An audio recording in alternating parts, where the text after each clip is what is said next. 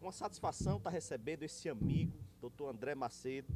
Antes de mais nada, quero dizer ao nosso público que está nos acompanhando nesse momento, que esse é o podcast Diplomacia Cearense. Esse é um podcast idealizado por mim e pelo Bruno Pinheiro, Bruno da JB System.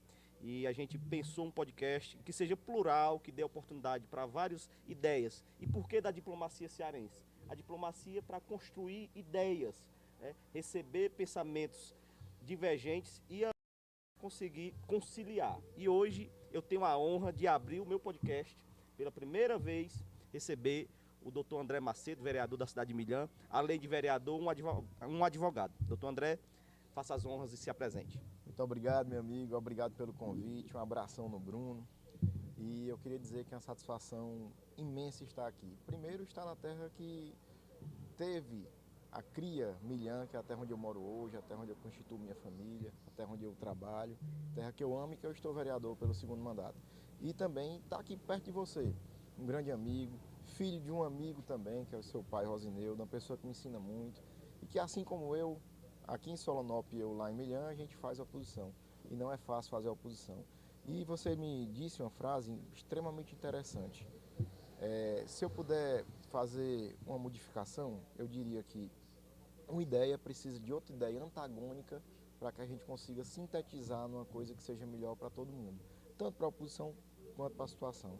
O poder é uma coisa que se alterna. Então, isso de ser diplomático é o que faz com que as coisas realmente valham a pena ser feitas, porque a vida é muito passageira. E justamente, o nome do programa, Diplomacia Cearense, é justamente para conciliar os interesses do município, os interesses do estado e os interesses da região. Eu também quero aqui destacar e agradecer o espaço aqui ao Júnior, do Varanda Prime, que nos cedeu aqui um espaço maravilhoso. Doutor André, sem mais delongas, vamos ao que interessa. Eu acompanho o seu trabalho há muito tempo, isso é fato, sou seu amigo, gosto muito de conversar e de trocar ideias com o senhor. E eu queria saber quem é o André, de onde veio o André, né? O André fora dos tribunais, longe da tribuna da Câmara. Boa pergunta. A gente sempre tem esse contato e você sabe, mas as pessoas que nos estão assistindo, nos veem, irão ver um dia, porque isso aqui vai ficar guardado nos anais aí da tecnologia, elas não sabem. O André nasceu em Itapipoca, mas sua família toda é de Lavras. Não tem um vínculo com Itapipoca a não ser o seu nascimento. Coloca mais próximo. Obrigado. Então, minha família toda é da região do sul, já chegando do sertão, chegando no Cariri. Então, para mim, Lavras foi minha terra natal. Tanto que eu sempre votei em Lavras antes de vir para Milhã. Fui presidente do Partido Verde em Lavras, na minha primeira oportunidade, eu ainda jovem. E queria dizer realmente que foi lá que me fez gostar do sertão, que me fez amar. E tive um contato político maravilhoso. Até mesmo porque meu avô, Nelzinho Favela, foi várias vezes vereador. Minha avó, Mariquinha Favela, que é irmã do Pinto, que foi prefeita aqui, prefeito da Milhã, foi vereadora também, que foi a última depois do meu avô. Meu avô, Wilson Lobo, também foi vereador. E detalhe, lá a gente tinha um costume, Kelton, que não é um pouco conhecido aqui. Mas na última vez que minha avó foi candidata e se elegeu, ela foi candidata e concorreu com 2 irmãos. Ou seja, 3 irmãos e um cunhado estavam candidatos na mesma eleição. Não sei o que foi que aconteceu, mas só ganhou vovó. Isso tudo lá na cidade de Lavras da Mangabeira, né? Lavras da Mangabeira, que fica próximo do Centro-Sul, né? Região ali Exatamente, Icó, Iguatu. Icó, Iguatu, Cedro ali. Cedro, nós temos uma ligação muito boa com Cedro. De lá, você estava me contando aqui anteriormente que você foi para Fortaleza, Itapipoca. E o que te levou para a cidade de Milhã, no Sertão Central, distante dá quase 200 quilômetros de Milhã. 300 de Milhã, palavras dá 186, dependendo do caminho, né? Pronto. O que te levou? E Pronto. O que... Boa pergunta. E eu já sintetizei, porque a gente se conhece muito bem. Eu trabalhava, me formei morando em Fortaleza, cheguei em Fortaleza com 1 ano e 6 meses, e aí tive um grande apreço pela questão de direito. Me formei pela Faculdade Cristos, trabalhei na Assembleia, trabalhei no INSS, depois voltei a trabalhar na Assembleia e na Câmara dos Vereadores em Fortaleza. Então essa foi a minha primeira introdução política e profissional. Ou seja, fui na época do Marcos Carlos, assessor no gabinete dele, assessor do deputado Roberto Mesquita, assessor do vereador Vaidon Oliveira, que depois virou deputado federal. E nesse interim, sempre acompanhando a política de Milhã, mas sem vir a Milhã, até mesmo porque minha família estava ali, parte dela até. Milhã foi emancipada por um ex-prefeito de Solonópolis, que é de Lavras da Mangabeira, que é o Pinto. O Otacílio estava na campanha, eu trabalhando em Sobral, na oposição, contra o Ferreira Gomes, que era o doutor Guimarães, que a gente chegou ali a 40 e poucos mil votos, quase, se eu não me engano. Foi mais perto que a oposição chegou lá em Sobral antes dos Barreto. E na saída de Sobral, já estava ajudando na campanha, de certa forma, com um ofício, com uma defesa, com uma denúncia. E aí o meu parente que se elegeu prefeito me chamou para vir até Milhã. Primeira vez que eu andei em Milhã foi dia 5 de fevereiro de 2012. E vim morar em Milhã no dia 5 de fevereiro de 2013, que é até o aniversário da cidade de emancipação política. Então foi assim, através de um convite de um filho de Pinto, eu vim morar na Milhã, ganhei uma licitação para assistência social e conheci um grande advogado sonopolense, que é o Sigeval. Antônio Sigeval Pinheiro Landim, OAB 3706. Eu queria lhe fazer uma pergunta. O que lhe fez fincar raízes na cidade de Milhã, você construir sua família, montar sua carreira, né, no direito, ser um advogado e tudo? Para você ter ideia, Kelton, o meu escritório, primeiro foi, a gente está falando de tudo, meu primeiro escritório foi no edifício Lobrais, no centro. Trabalhava na Camelo Modas, estagiava em outro local, ainda já formado, trabalhava na Câmara dos Vereadores e na Assembleia. Eu fazia de tudo para poder compor uma renda. E consegui, de certa forma, juntar e montar um escritório na Santos Dumont com o Rui Barbosa, no edifício Eliane, sala 101, saindo do Lobrais no centro. Então, nesse sentido, nesse sentimento, assim, e parabéns pelo podcast, ser uma coisa bem informal e uma conversa entre amigos. Lá eu estava começando a montar uma carreira voltada para o direito empresarial. Mas, quando cheguei em Milhã, eu poderia estar lá e vir trabalhar aqui e voltar, como a maioria dos advogados fazem, mas eu comecei a me apaixonar pela terra. E Milhã, por mais que seja uma cidade pequena, ela tem esse atrativo da gente poder entrar na casa das pessoas, conversar com as pessoas, e isso faz, para mim, principalmente, com que a gente se apaixone. E eu me apaixonei por Milhã. Tem coisas que eu quero que Milhã mude, mas uma coisa que é essa questão pitoresca de estar recepcionando muito bem as pessoas que vêm de fora é uma vantagem para Milhã. E me fez me apaixonar, sair do meu apartamento na Rua Mudica Paula, lá em Fortaleza, e vim para a Rua Valdo Pinheiro, ali no começo do Padre Cícero, no começo do bairro Padre Cícero, que ainda eram poucas casas. Isso em 2013, que foi quando eu vim morar em Milhã.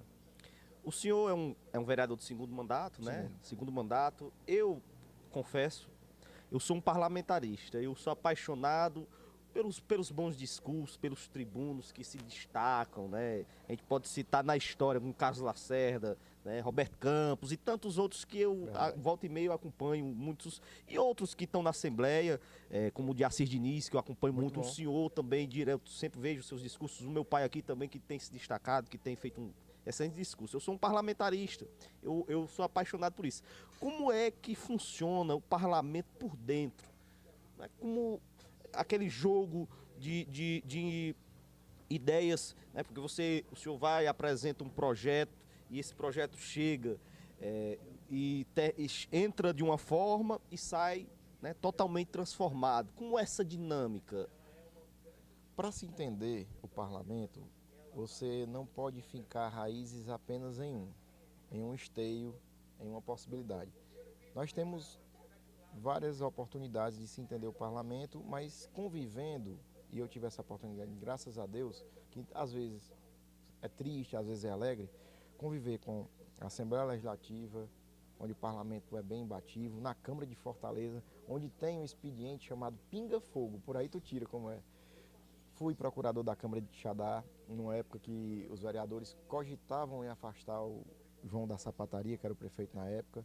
Fui procurador na Câmara de Irapuã Pinheiro e fui procurador na Câmara de Barreira. Então, cada peculiaridade vai trazendo a você uma experiência. E o parlamento, infelizmente, para o vereador, é uma coisa um pouco complicada, porque o vereador não pode causar despesas. E o departamento jurídico das câmaras, quanto menor a Câmara, mais impõe isso para o vereador. Faz com que o vereador seja apenas aquela pessoa que intermedie, e é nessa oportunidade que a oposição é muito importante, que é o que o seu pai faz aqui e eu tento fazer lá, intermedie as necessidades do povo. Que eu acredito também, e sei que é difícil, para um vereador de situação chegar e bater na porta do prefeito e dizer, ó, fulano está pedindo isso. Até mesmo que ele tem aquele dever de fazer a defesa. E isso é o que o parlamento mostra de beleza para mim. É a alegria e a tristeza. Se propor um projeto hoje, como eu propus lá em Milhão, projeto da lei da ficha limpa, e vê-lo mudado pela maioria é muito triste. Então, entendo o parlamento como o único lugar onde tanto faz você estar no Senado Federal ou estar na Câmara do menor município, como dizia Fernando Henrique Cardoso, vai ter embates de vontade de verdade. O executivo não embate com ninguém, ele faz e pronto, acabou-se.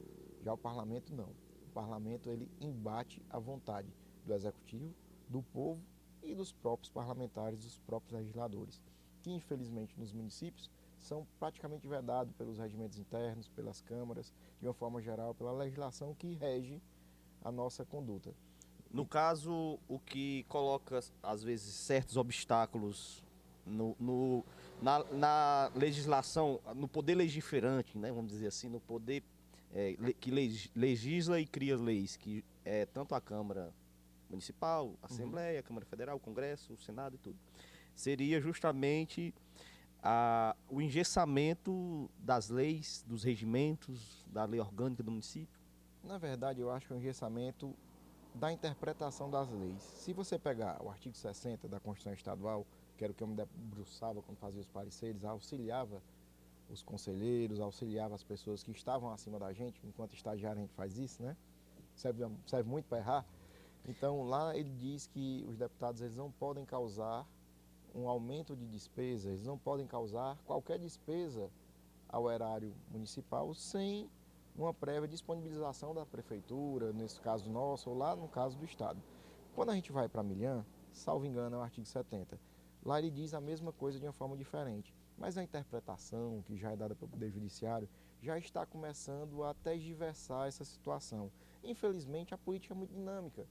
A gente vai entrar com mandado de segurança, como eu já entrei contra a Câmara de Milhã, para tentar fazer com que um projeto meu dê uma liberalidade para tirar o IPTU de determinada ocasião. Então, tem a interpretação e tem o engessamento das leis. A gente tem ainda que fazer política com tudo isso. É muito difícil, doutor Kelton, mas tenha plena certeza que o Poder Executivo, se ele acerta em algum momento, é com medo da opinião pública e do Poder Legislativo. Porque a gente serve para quê? Fiscalizar. Legislar, claro, e fiscalizar. Se engana essa questão de assistencialismo. A gente tem que fazer sim, porque a gente quer ajudar as pessoas, mas com muito cuidado, porque o nosso princípio é fiscalizar e legislar. Você já foi bem certeiro de como se comporta um parlamentar, como são os meandros, né? Quando o projeto entra, sai e tudo mais. Eu queria lhe fazer uma pergunta. Se existe, e no meu ponto de vista existe, uma grande similaridade entre o vereador, entre o parlamentar e o advogado. Até porque, na história, a sua esmagadora maioria dos congressistas, seja no período do Império ou na República Velha e Nova, os parlamentares eram, em regra, advogados. Sim, sim. Eu queria que o senhor pudesse nos apontar qual é o principal ponto de identificação entre o vereador, digamos assim, e o advogado. Eu vivenciei bem isso nas câmaras maiores e também na própria Assembleia. Que eu até vou evidenciar, nunca votei nele, mas gosto dele. Não sou amigo, porque amigo é uma coisa muito forte, né? Uma palavra muito forte, sou seu amigo. Mas dele eu tenho alguns contatos. Como a Assembleia modificou, com a participação do Aldic Mota, que era um advogado, é um bom advogado, foi conselheiro da nossa OAB. Então, isso que você está dizendo, eu vi ali nascendo um jovem advogado, imbativo, foi lá, conhecia o regimento, fazia os requerimentos certos, na hora certa. Porque muitas vezes, quando se pega uma Assembleia que tem 46 parlamentares, e se pega uma Câmara como de Milhão que tem 9, a gente vê que o trabalho vai ser mais evidenciado nas pequenas. Entretanto, quando se destaca nas grandes, ele dá uma maior amplitude. Então, o que é que, para mim, pelo menos, pessoalmente, entendo que a advocacia me facilitou? A leitura mais rápida, o entendimento, o que eu vou pegar na jurisprudência que está sendo aplicada aqui ou não, o que eu vou pegar nas outras câmaras, nas minhas pesquisas, para saber se eu posso aplicar na Milhão ou não. O que ele fez na Assembleia, ele pegava a lei de Goiás e preparava e jogava aqui no estado de Ceará, pegava o regimento, fazia uma alteração. Então, a advocacia, o próprio estudo de direito como em si, como tudo, ele ajuda demais até para a gente fugir da inconstitucionalidade. Porque muitos e muitos e muitos projetos, bons projetos, que eles morrem na inconstitucionalidade. Até nos pareceres que negam o segmento deles pela inconstitucionalidade, eles muitas vezes são errados. E como advogado a gente tem que chegar e embater, como eu estou fazendo lá em Milhã, principalmente entrei com a mandado de segurança agora, como disse há pouco, e também como todo mundo deve fazer, seja situação ou oposição, a gente não pode se calar frente a uma boa lei e morrer na praia, né? Morrer antes de chegar no mar, antes de fazer efeito para a sociedade. É, voltando, o senhor foi bem específico, bem pontual.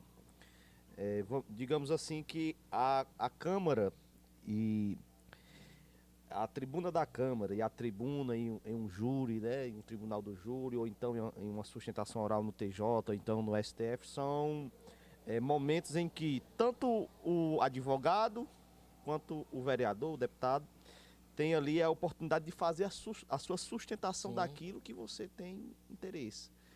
Eu queria lhe perguntar, como vereador, qual o seu, assim, o seu objetivo principal e se o senhor já conseguiu alcançar algum sonho?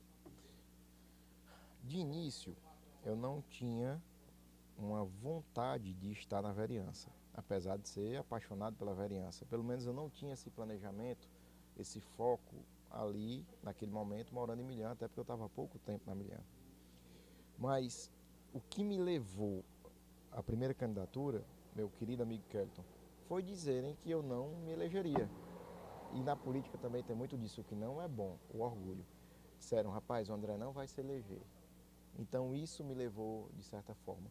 No final, a grande vontade de estar Fernando? ali... Muito bom. Você teve uma boa ideia agora. Não pode parar, né? Senão... Não. O que me levou ali foi isso, mas a paixão pelo legislativo, até porque eu trabalhei em vários, ela me fazia, de início, entender que eu poderia fazer mudanças que eu estou vendo hoje que são difíceis de implementar, principalmente quando a gente é minoria. Porque até para abrir uma CPI, Kelton, nós precisamos de, no mínimo, no meu caso lá, 3. E geralmente é assim. Como é que eu posso abrir uma CPI, se houver alguma coisa errada, se só tem eu de vereador da oposição? A situação pode, mas a situação vai abrir CPI por quê? Então, se você disser o que é que você gosta da vereança, essa possibilidade de, mesmo sendo minoria, de mesmo sabendo que o que eu poderia fazer, o que eu deveria, se tivesse apoio, seria mais bem feito, mas eu posso, através do meu discurso, mostrar o que eu acho que deve ser melhor feito. Eu não preciso só reclamar, mas eu posso elogiar e dizer, tem coisas que precisam também ser feitas. O pior cego é aquele que não quer ver. E um vereador cego é aquele que provavelmente não vai se eleger na outra eleição, ou pelo menos, na cidade pequena, vai ter mais dificuldade de se eleger. E não se engane, não se engane. Nós estamos tomando aqui uma boa cerveja, aqui num local maravilhoso, que a gente tem que falar o nome várias e várias o vezes. Varanda Prime, nosso amigo Júnior. Júnior, Varanda Prime, primeira, já cheguei a vir de Solonópolis, lá pra cá, só para poder me alimentar e ver grandes amigos. Inclusive você tem um funcionário de Milhã, que é meu amigo pessoal, parabéns. Mas tudo, Kelton, passa por esse entrave, cara. E às vezes é muito difícil, mas o bom mesmo é você chegar na tribuna, poder exercer a vereança e dizer, eu posso ser minoria, como seu pai deve fazer isso aqui também. E se ele não lhe contou ainda, eu acho que eu estou falando pela voz dele. Rapaz, eles não querendo, mas eles estão escutando. E se eles não fizerem, eu vou falar de novo. Termina eles se obrigando e fazendo. Volta a tocar no Fernando Henrique. O Fernando Henrique dizia que o senador do maior estado e o vereador do menor município têm essa similaridade. Valeu, Fernando. Fernando é horrível. Pedra 90. Rapaz. Vamos tomar aqui uma cervejinha, né? Essa aqui tá, ó. Vou mostrar pra câmera aqui, ó. Aqui no Varanda Prime, ó. Rapaz, Gelado trincando aqui. Rapaz, não é todo canto não, viu? Não, Tem é uma só no cervejinha Varanda dessa. Prime aqui, do nosso amigo Júnior. E detalhe, eu comi aqui um camarão, bicho, e a pizza também muito boa, viu? É, o Júnior agora tem também o nosso amigo Jonathan, né? Que tá chegando Não, aí e ainda também. tem a vantagem, rapaz. Se eles acham que tá demorando um pouquinho, eles trazem um pastelzinho de primeira. E aquilo ali é que fideliza. É, a gente tava falando em relação ao parlamento e o direito. Eu esqueci um detalhe importante, é que o nosso governador, o Elmano, tanto ele foi, eu acho que vereador de Fortaleza não, mas Não. deputado e advogado, né? Ele começou advogado na RENAP, Rede Nacional de Advogados Populares. E eu conheci o Elmano através do André Luiz de Souza Costa, OAB 10550, que hoje é desembargador.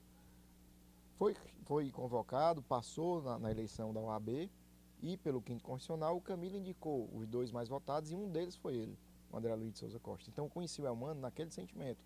O André Luiz de Souza Costa foi advogado do PT, é advogado eleitoral, um ótimo advogado. Tive a oportunidade de ser estagiário dele e conheci o Elmano. O Elmano jovem ainda e imbatível. Quando a Luiziane se elege, ela convida 2004. o Elmano... Ela se elegeu em 2004, assumiu em 2005. Isso. Ela convidou o Elmano para ser secretário de Educação. E eu depois, já advogado, tive outro contato com o Elmano. O Elmano é um cara imbatível. O Elmano é um cara corajoso. Tanto que foi candidato a prefeito de Fortaleza e candidato a prefeito de Caucaia. E o pessoal dizia, seria um péssimo candidato a governador porque teria perdido nas duas oportunidades. Mas, pelo contrário, ganhou no primeiro turno. E tem outro detalhe importante, Foi que um bom deputado, desculpa. Foi um bom deputado, assim como o Renato Rosendo, que é um cara espetacular, que eu acompanho demais, um cara importante, apesar de eu não concordar Jurista também. Jurista também, não Irmão sabia. de um juiz. Não sabia. O irmão dele é juiz e a última vez que eu vi, ele, desculpa te cortar. Não, ele fica à vontade estava aqui. trabalhando assim no Tribunal de Justiça, assessorando a presidência do Tribunal de Justiça.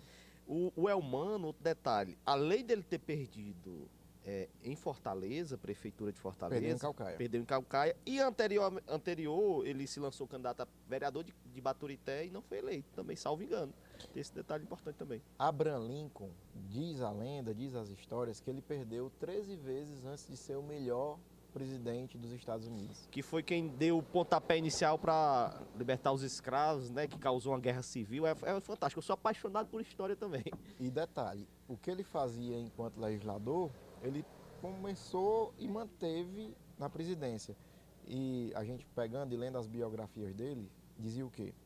É que não sabia que seria tão difícil ser um bom legislador e um péssimo executivo. Como também, mas tô mudando as frases. Como também não sabia que ser um péssimo executivo dava saudade de ser um mau legislador. Então são esses grandes pensadores que nos norteiam. E você tem muito disso, cara. Você gosta de ler, você gosta de aprofundar. E tô na metade do curso de Direito. Tá? Não, mas antes mesmo do curso, eu lhe conheço antes, você já tinha esses estalos. E isso é muito bom para qualquer área. A leitura não se perde. A não ser que seja leitura que não tenha nenhum Leitura banal, né? Mas você fala sobre Abraham Lincoln, você lembrou aí da Guerra da Secessão praticamente, você fala sobre política geral. Quase ninguém conhece a vida do Elmano até ele ser governador. Pelo menos era muito difícil. E eu votei no Elmano, eu fiz campanha para o Elmano chegar apresentando o Elmano. Quem é o Elmano? É o candidato do Lula e do Camilo. Aqui também a gente votou no Elmano e também tinha essa dificuldade, né? De dizer quem seria o Elmano, Exatamente. apresentar quais seriam suas credenciais. Diferentemente do Roberto Cláudio, que tinha um currículo, isso é fato. O Roberto Cláudio tinha o que mostrar. Né? Foi deputado estadual, foi presidente da Assembleia, foi prefeito de Fortaleza, foi um prefeito bom. Eu trabalhei na Câmara de Fortaleza, por Dr. Heron também, Francisco Heron, Mendes Moreira. Trabalhei também por Bom Bibi, que é meu primo lá em Fortaleza, foi vereador durante 4 meses. Trabalhei também prestei serviço para o Márcio Martins, que continua vereador em Fortaleza, e para o Marcos Aurélio, que foi vereador em Fortaleza. Então, todas essas pessoas eu tinha um contato. E eu vi a quebra da Luiziane para o Roberto. Todos dois grandes políticos, né? Então, você Cara, você conhece o estado todo, você conhece a história política, isso é muito importante. Eu gosto muito de estar sempre atualizado naquilo que interessa, né? Porque assim, eu acho que todo cidadão ele deveria estar atento nas decisões dos seus representantes, né? Porque você está ali em uma situação de que você está reclamando que esse copo está vazio, mas não sabe que você votou no indivíduo que tem o dever de fazer com que aquele copo se encha, né? Tipo, eu votei no vereador, eu votei no deputado, ou votei no senador, ou no governador, e não sei o que é que ele está executando. Mas eu estou reclamando. Eu estou reclamando no escuro. Por quê? Porque eu não estou acompanhando o trabalho dele, eu não estou vendo. Eu acho que a sociedade deveria ser mais politizada. Porque o senhor, como vereador de interior, deve, óbvio, viver como a maioria dos parlamentares vivem aquela situação você citou anteriormente, da questão do assistencialismo, e que o vereador ele deve, além de propor leis, deve, de certa forma, bancar, prestar auxílio, certo? Você fazer uma doação, até aí tudo bem, mas o vereador se eleger gastando rios de dinheiro não é uma conduta bacana. Eu não vou dizer o nome do município, nem o vereador, até porque foi fora do Brasil, em Paris. E lá em Paris o vereador me contou que gastou, eu vou modificar, gastou 200 mil para se eleger. Lá em Paris, né? Aqui não, viu? Na região não, pelo amor de Deus. Eu fui fazer a soma, e ele receberia nos 4 anos de mandato, sem gastar R$ 1, sem contabilizar a retirada da contribuição previdenciária, sem contabilizar a retirada da previdência, menos do que mencionou que gastou. Então, cara, a gente tem que ter muito cuidado com isso, que a gente hoje vive numa situação de que a justiça começa a olhar para essas coisas, começa a vislumbrar. E você tem razão quando você critica um pouco, de certa forma, aquelas pessoas que não querem que a sociedade seja politizada, porque uma sociedade politizada... Você quer um repelente? Rapaz, a cerveja repeliu tudo. Aqui a cerveja, eu passar aqui, pensei que era perfume, mano. Vamos passar aqui. Mas eu pensando muito bem, são situações que uma sociedade politizada ia começar a extirpar essas pessoas da política. Ainda bem que isso acontece lá em Paris, na França, né, do outro lado lá do oceano. Na Europa. Pronto. Um detalhe, uma questão muito importante. O senhor entrou na faculdade de Direito em que ano? Se eu disser que eu me recordo, eu estou mentindo. Não foi a cerveja, não. A minha vida está tão corrida. Na Unicristo, Fortaleza, né? Unicristo.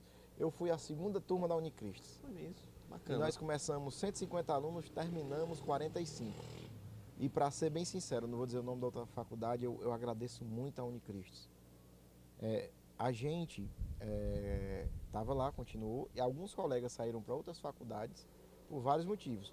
Mas o motivo preponderante era que a Unicristo puxava demais. Ela gostava de dar aquela amplitude. Eu tive professores maravilhosos. Eu vou citar o André Luiz de Souza Costa, eu vou citar o Emerson Castelo Branco, eu vou citar aqui para ti o Juraci Mourão Lopes Filho, eu vou citar aqui a Arádia Torrens, eu posso citar para você vários e vários, Sérgio Alexandre. Esse Castelo Branco, qual é o nome? Emerson Castelo Branco. Emerson Castelo público, Branco. Perfeito, eu tenho um professor chamado Fernando Castelo Branco, não sei se ele é irmão e é de Fortaleza. Lhe aconselho seguir as aulas do Emerson. O Emerson era um grande advogado e continua sendo advogado, que é defensor público, mas é um cara... Ele organizou um livro de criminologia, que foi o meu primeiro artigo a ser publicado, foi nesse livro, Criminologia. Até a minha área era vitimologia. E ele realmente é uma das pessoas, junto com o André Luiz, junto com a Arádia, junto com a Rosaura Brito Bastos, foram pessoas que me jogaram. Reginaldo da Costa, filosofia. Eu costumo lembrar do nome completo, geralmente. Então são essas pessoas que... Carlos César Souza Sintra... Você tem uma facilidade de guardar o nome e números, né, de OAB, né, que você citou aqui. Se eu fizer uma petição, o Sérgio Alexandre Moraes Braga Júnior, era 10.640. Foi a primeira petição que eu fiz, retificação de registro de nascimento. Primeiro semestre. Aí eu comecei a estagiar antes de entrar no curso, 3 meses antes, e aí já comecei a fui estagiar no INSS, estagiei em vários escritórios e sempre entendi, cara, a advocacia como uma profissão extremamente bonita. Mal sabia eu que a piada é verdadeira. Quando a gente se torna advogado, ninguém gosta da gente. Os colegas não gostam da gente, que querem as nossas causas. O juiz, porque a gente aperreia demais. Estou dizendo que os daqui são desse jeito. Estou dizendo que é Tampa os piada. ouvidos aí dos juízes. O promotor, porque a gente aperreia. O pessoal do fórum, que a gente aperreia. E o cliente, porque a gente cobra. Ou às vezes perde, né? Porque a justiça não tá ali a serviço de alguém, tá a serviço da justiça, né? E é uma coisa que a gente tem que desmistificar. É. Toda causa tem uma pessoa que ganha e tem uma pessoa que perde. né? E é aquilo que lhe assiste, né? Eu estou encerrando meu mestrado em conciliação e negociação e lá tem ganha-ganha, perde-ganha, Só um paninho. perde-perde. Um pano. E na conciliação, quando a gente consegue um mau acordo, é muito melhor do que uma boa briga, mas mesmo assim, às vezes, o cliente fica com raiva da gente. Você vê que você falou em acordo e eu me lembrei de uma questão muito assim inusitada, né? Uma comparação entre o judiciário brasileiro e o americano.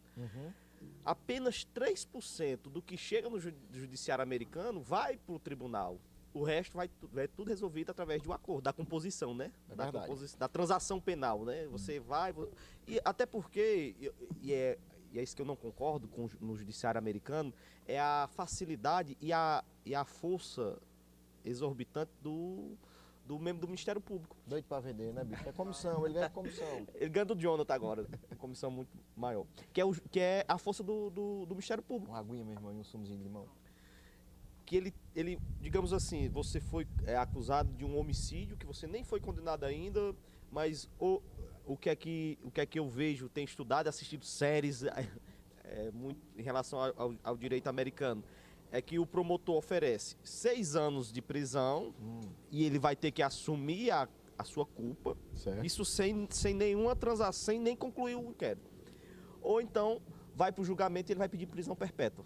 Essa discussão aqui, que é uma coisa bem ampla, mas é importante a gente fazer, porque hoje existem projetos lá no Legislativo Federal para poder tentar aplicar essa indicação. Nós temos hoje 2 sistemas, Civil Law e Common Law. O nosso aqui é um, lá é outro. Lá existe essa questão das experiências. E lá, quem acusa tem essa possibilidade de propor acordos. Aqui não deu muito certo, foi o que aconteceu na Lava Jato, seja quem é contra, seja quem é a favor. Depois foi se descobrindo que existia aquele conluio entre juiz, procurador, promotor, né? Então, a gente tem que entender que muitas vezes, se a pessoa se entregar, se assumir a culpa, a economia que ele vai dar para o Poder Judiciário, a celeridade, que é o que a gente sempre cobra como operadores do direito, vai ser muito maior do que deixar um processo transcorrer aí ad eterno. Para você ter ideia, os meus melhores processos eu dei entrada há mais de 10 anos antes de eu estar aqui. Processos que muitas vezes eu esqueci que existem e lembro às vezes quando a gente está conversando agora, acabei de lembrar de um que eu estou em Itatira, tem que cobrar. Então são essas coisas que o Poder Judiciário eles nos aplica. Melhorou muito. A pandemia veio para dar um upgrade mesmo, para dar um pulo, que foi a digitalização, que foi essa questão das audiências que a gente hoje faz praticamente no escritório, né? Mas esse sistema americano, ele pode ser bem aproveitado aqui. E existem projetos para isso. Só que nós temos que entender que o pior do Poder Judiciário e da advocacia e de qualquer área que a gente veja, se existir dentro dali uma pessoa mal intencionada, todo o sistema mais brilhante e belo possível não vai dar certo.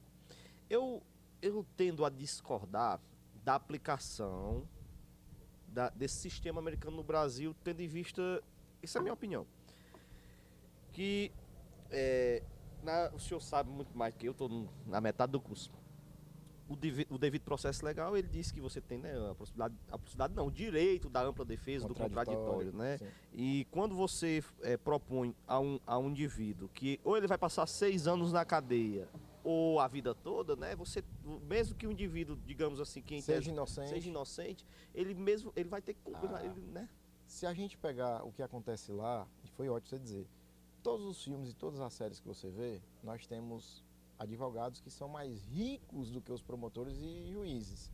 Eu não estou dizendo que isso é o sistema correto, mas quando você tem um pé de igualdade, e o tripé da justiça devia ser acusação, defesa e julgador, advogado, promotor e juiz, esse tripé, essa satisfação, se ela for totalmente correlata, tiver em pé de igualdade, essas coisas não vão acontecer, Kellyton.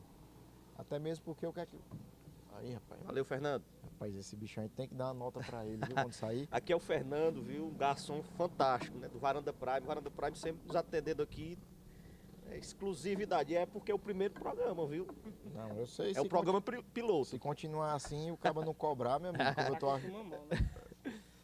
Mas continua assim, viu? Vou lhe dar uma nota. Um 6.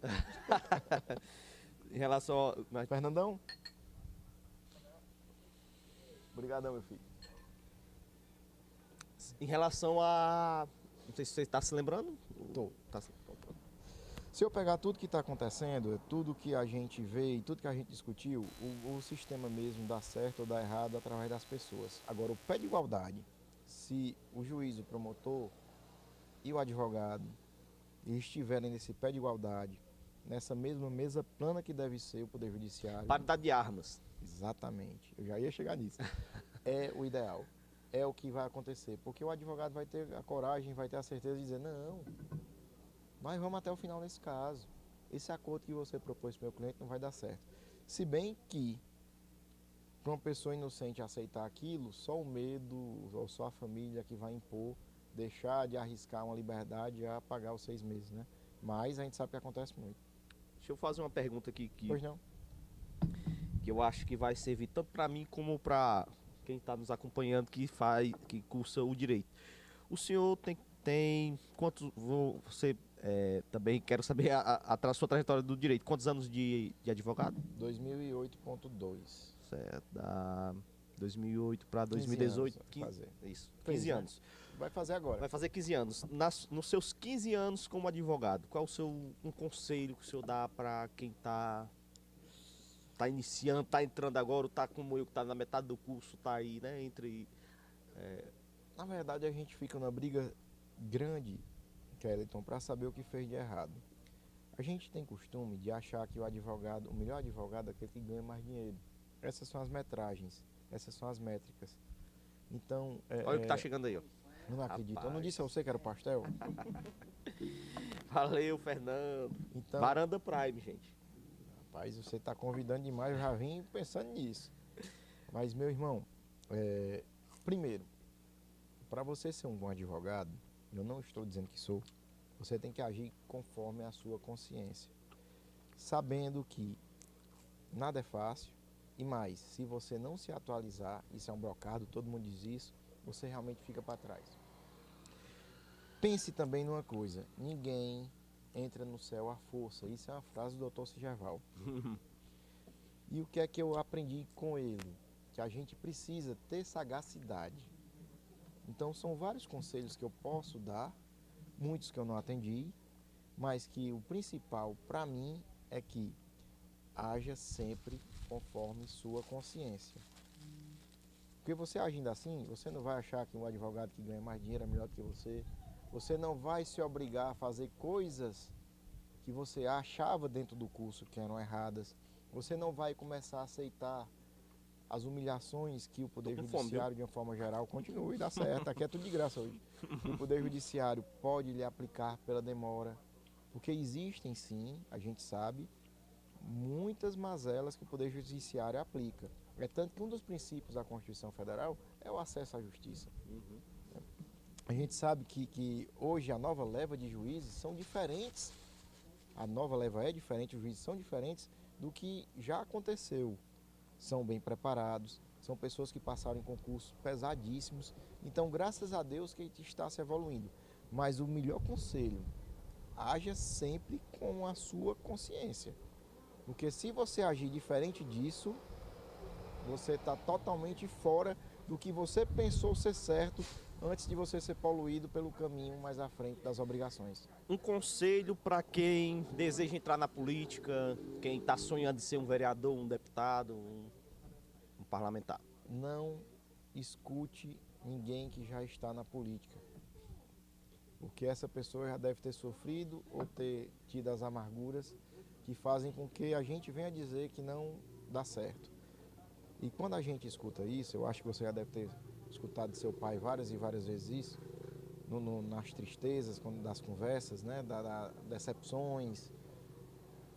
a pessoa tem que entender que se você tem um sonho, vá lá e faça. Se você lá viu, não era o que você queria, saia. Mas antes disso, se eu puder dar um conselho de verdade, você só entre na política se você puder viver de outra coisa. Porque entrar na política para viver da política, cara, não dá certo. Você faz tudo para se manter na política. Deixa de ser orgulho, deixa de ser necessidade e passa a ser uma obrigação, porque senão você não vai ter como se manter. E é o que a maioria esmagadora faz, cara. Política é um meio de vida ou é um ideal? Eu sempre costumei dizer que para se manter na política a gente tem que pensar que é um meio de vida. Mas para entrar na política tem que ser ideal. E é por isso que muitas vezes a gente tem aquelas crises de consciência que mandam a gente se afastar. Então pense, você dizer que você não faz nada com o que você percebe dos vencimentos na Câmara, dos subsídios, você está mentindo. Mas na realidade o ideal é que você não precise daquilo para nada, é o ideal. Porque aí você vai ter a liberalidade de você fazer o que você quer, do que você acha certo, e agir conforme sua consciência. Doutor André, nós estamos aqui avançando no tempo, né? Aqui na hora, começamos aqui a organizar aqui, era 4 e pouco, né? Você chegou 4h30. Rapaz, já conhecia, mas o bicho é bom mesmo, viu? É muito bom. A gente tava conversando, mandando mensagem. Eu cheguei aqui, era 3 e pouco. Fiquei aqui, né, esperando e tudo. A gente começou a organizar. Foi meio conturbado. E nós estamos aqui, eu acho que já está com quase 1 hora que a gente está de podcast, né? É um podcast piloto.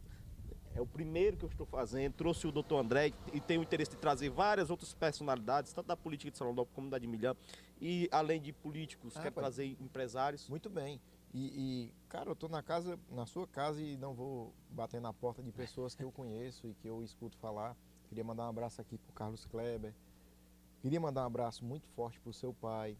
Queria também dar um abraço pro Dr. Valterno, que a gente sabe que são pessoas que tramitam na política, são pessoas que têm sua história e são pessoas que são muito bem conceituadas e recebidas nas casas dos sonolopolenses.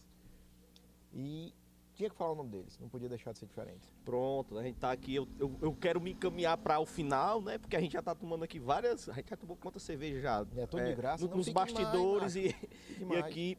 Mas eu queria lhe perguntar outra coisa. Eu acho que eu já lhe perguntei a sua maior realização, um sonho. Eu perguntei? Pode terminar, fica à vontade. Não. Então. Ó, Júnior, obrigado, Júnior, pelo espaço aqui, viu? Fantástico. Já estamos tomando uma cervejinha e comendo um abraço, doutor Júnior. Eu tive alguns escritórios na minha vida, mas o escritório que eu consegui montar, graças a Deus hoje, em Milhã, é o escritório que eu queria.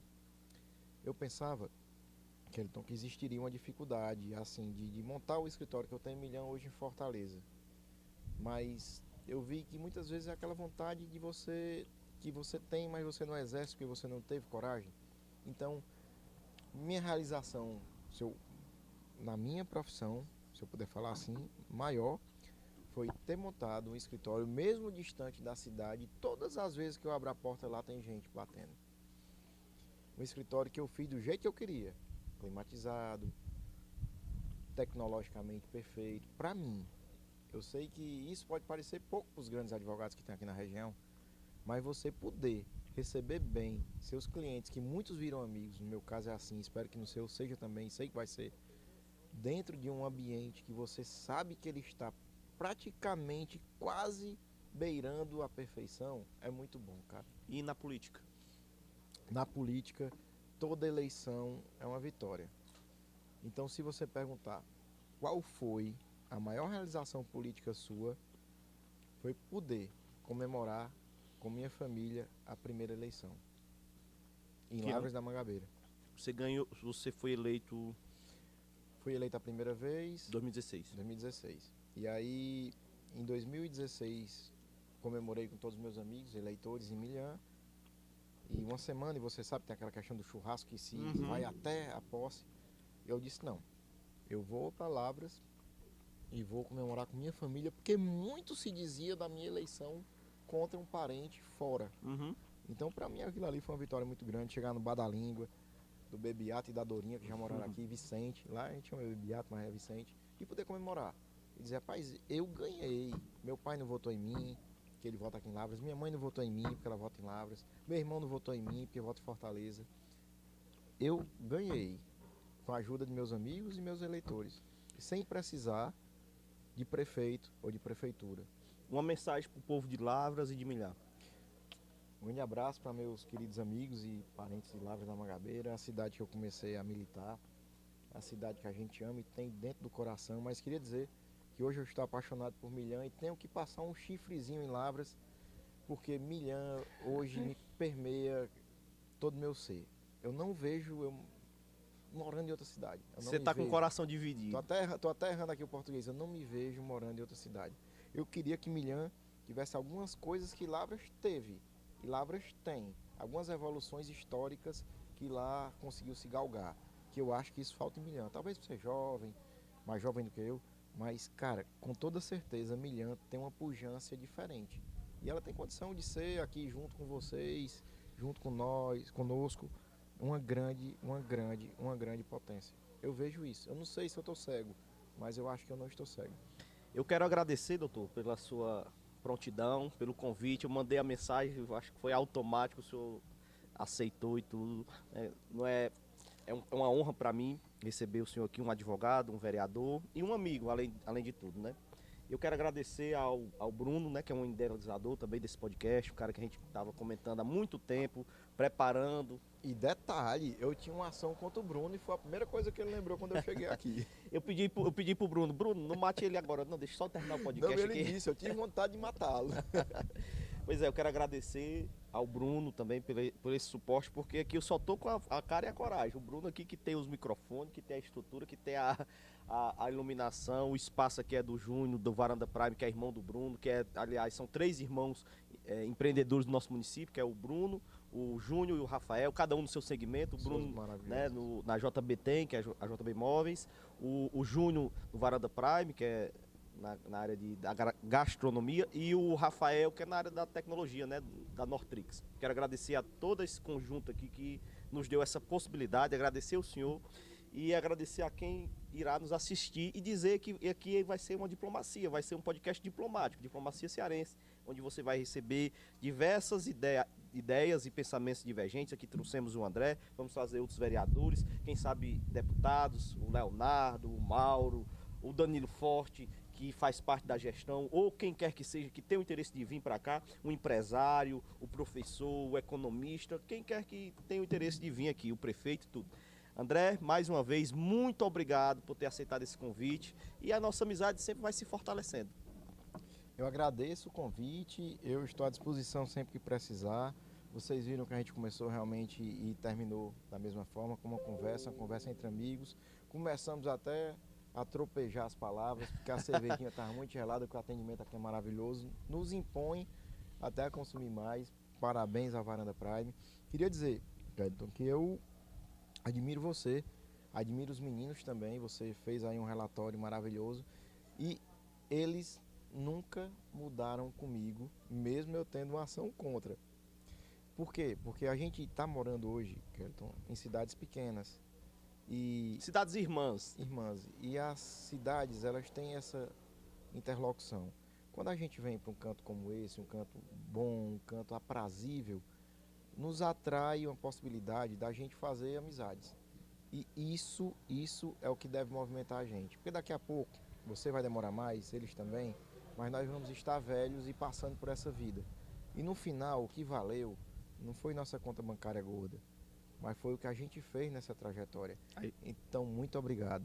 Obrigado aos meninos e Deus abençoe, cara, mais uma vez. Muito obrigado a todos e aqui encerramos mais um Diplomacia Cearense. Mais um não, o primeiro. E vai ter outra cerveja grátis, né? Você prometeu. Por conta do André Macedo.